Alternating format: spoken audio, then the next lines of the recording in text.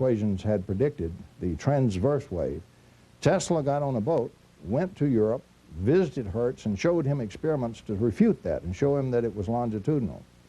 Hertz was not going to go against Maxwell and the prevailing idea of the day, and Hertz died not too long after that anyway. He had a short life, unfortunately. So the prevailing notion of the transverse wave in vacuum has no other substance than that. As a matter of fact, if you track the receipt of the signal in the electron gas in a copper wire antenna, for example, if you plug in today what we know to be the electron reactions, the fact that it has spin, it acts as a gyro, moves side to side, precesses, hardly travels down the wire at all, maybe 6 inches in an hour.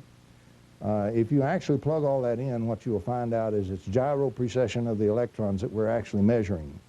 Now, the early fellows thought that the electric physical fluid shaking in the vacuum was intercepted by the wire, and since they measured transverse waves, they were measuring the fluid from the vacuum entering there. That's what they thought.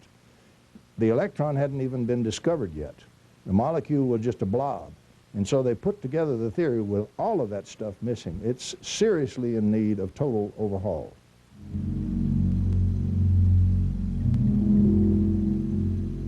The solution to the problem in electrodynamics is to take some very sharp, bright-eyed, bushy-tailed young graduate students who aren't afraid to climb Mount Olympia again and go at it from the very beginning, each part of it, each concept, and put in all the modern knowledge that we know about electron drift velocity, electron spin, all of this kinds of thing, and reestablish the theory, the foundations accurately.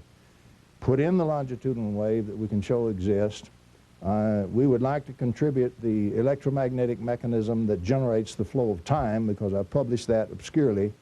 I'm going to publish it not so obscurely and more definitely in the future, but that should be in there because you can engineer that as well.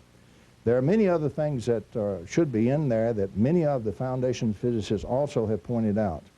For example, electrodynamics assumes at each point in space there is a point coulomb of charge located there. And what the equations in the electric field establish is the way that point coulomb moves. It's considered to exist at a point. And the coulomb of charge is not allowed to have its own scalar potential, for example, which is false.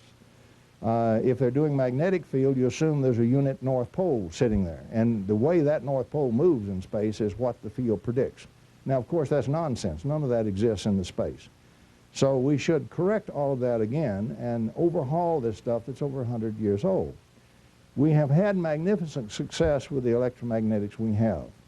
There is a tremendous electromagnetics beyond that that was omitted from Maxwell's equations. Maxwell's actual theory is 20 equations and 20 unknowns in quaternions, which is a higher topology algebra. You can do things in that you can't dream of in doing in tensors, and you certainly can't do in vectors, and you certainly can't do with the theory that's taught at our universities. All that remains to be rediscovered and uncovered. Heaviside and to some extent Gibbs are largely the two people, a little bit of Hertz, responsible for translating that into vectors and creating vector algebra in so doing. Most of what we study today is Maxwell's equations, not his equations at